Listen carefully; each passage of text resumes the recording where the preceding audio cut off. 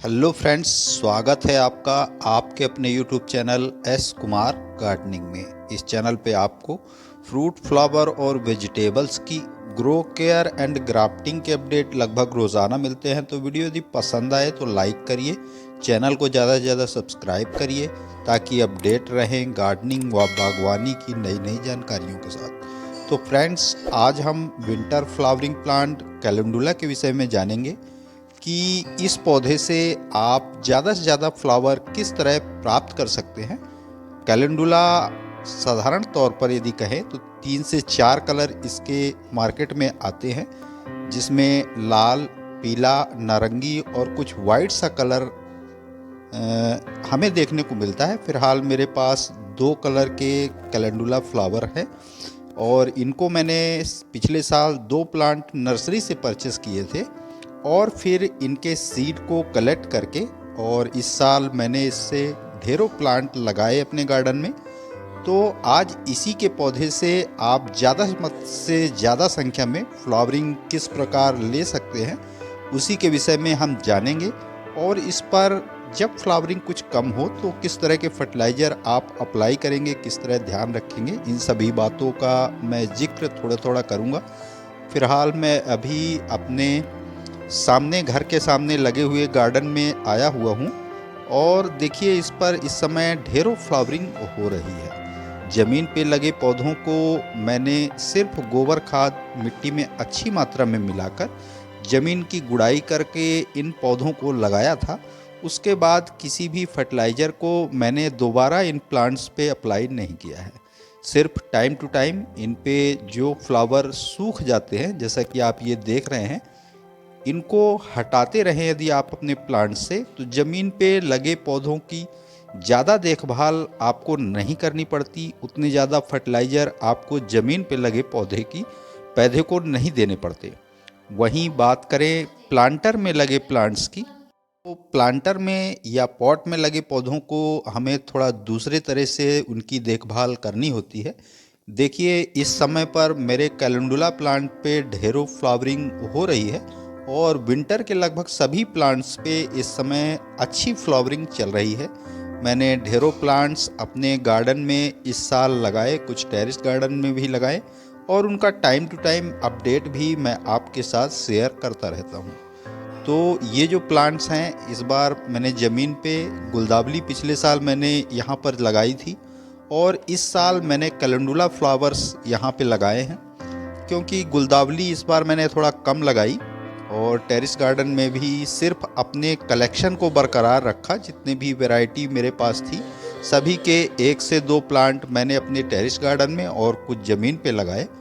और देखिए यदि इस तरह से आप जो भी फ्लावर इसके सूख जाते हैं उनको यदि आप निकाल देते हैं, तो चूँकि उन पे सीड पॉट बहुत जल्दी बनने लगते हैं और सीड पॉट आपके प्लांट की एनर्जी को वेस्ट करते हैं।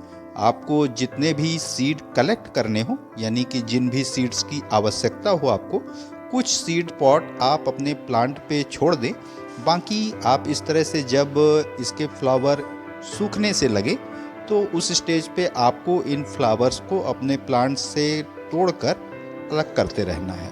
इससे प्लांट पर नई नई ब्रांचेस डेवलप होती रहती हैं और फिर उन पे ढेरों फ्लावर बड्स बनती हैं और ढेरों फ्लावर इस पे आते हैं। अक्टूबर नवंबर मंथ में जब मैंने इनकी सीडलिंग की थी और ट्रांसप्लांट किया था, उसकी भी जानकारी मैंने आपके साथ शेयर की थी कि किस प्रकार आप इसके बीज लगा सकते हैं, किस प्रकार इसकी सीडलिंग को ट्रांसप्लांट कर सकते हैं। तो उसी तरीके से मैंने इनको तैयार किया। देखिए ये एक वेस्ट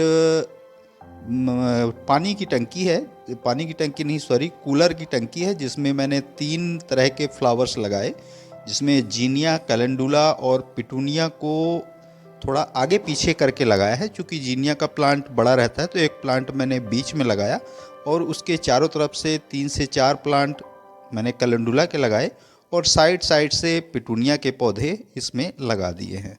पिटूनिया के भी कई कलर्स के सीड कलेक्शन मेरे पास जो भी हैं, इस साल तो हालांकि मैंने इसके प्लांट परचेस नहीं किए। पिछले साल जो भी प्लांट थे मेरे पास, उन्हीं के प्लांट के सीड को कलेक्ट करके मैंने इनको जर्मिनेशन करके और फिर अपने पॉट में और ज़मीन में भी कुछ पिटूनिया के पौधे लगाए हैं।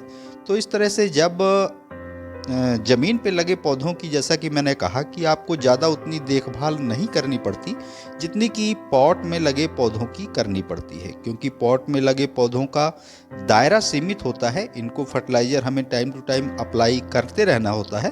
तो आइए हम जान लेते हैं कि जब आपके कैलेंडुला प्लांट पर कुछ पॉट में लगे जो पौधे हों उनकी फ्लावरिंग कम होने लगे तो आपको कुछ फर्टिलाइज़र इन प्लांट्स पे अप्लाई करने रहते हैं। हालांकि इस पे मैंने गोबर खाद, वर्मी कंपोस्ट और थोड़ी सी मात्रा में, जैसे कि मिट्टी की बात करें तो जिस पे ये प्लांट लगे हुए हैं इसमें 50% नॉर्मल गार्डन सॉइल, 30% काऊ डंक और रेत मिला के मैंने सॉइल मिक्स तैयार किया। कुछ किचन वेस्ट मैंने इस पे पहले नीचे डाला, चूँकि ये बड़े साइज का पॉट है और इसमें बहुत से प्लांट लगे हुए हैं, जैसा कि मैं चारों तरफ से आपको दिखा रहा हूँ।